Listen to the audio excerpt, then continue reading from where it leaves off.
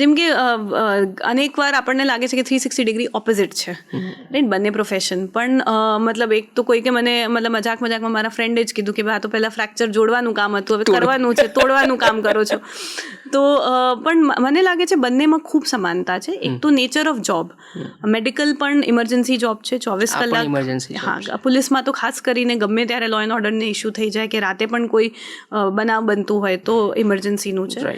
બંનેમાં satisfaction levels બહુ જ હાઈ છે, બિકોઝ તમે ડાયરેક્ટ પબ્લિકના સંપર્કમાં છો અને સમાજની જે સમસ્યાઓ છે એ બી હેલ્થ ડિપાર્ટમેન્ટમાં ડૉક્ટર તરીકે તમે અનુભવ કરતા હો, અને આમાં પણ તમે અનેક સામાજિક ઇશ્યુઝના તમે કરતા હો છો.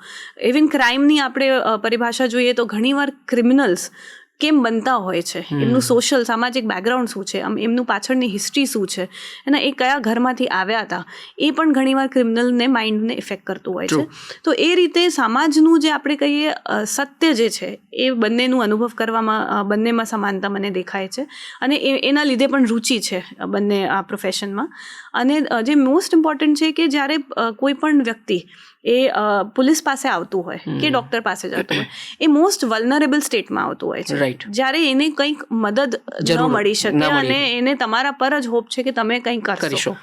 બી એટ તમે એમને દવા આપીને એમની સારવાર કરી શકશો, કાં તો તમે એમને ન્યાય અપાવી શકશો, એમના પૈસા જતા રહ્યા હોય કે એમનું સાથે કોઈ અન્યાય થયું હોય તો તમે એમને કંઈક સામાજિક રીતે ન્યાય અને ઇવન લીગલી તમે એમને ન્યાય આપી શકો.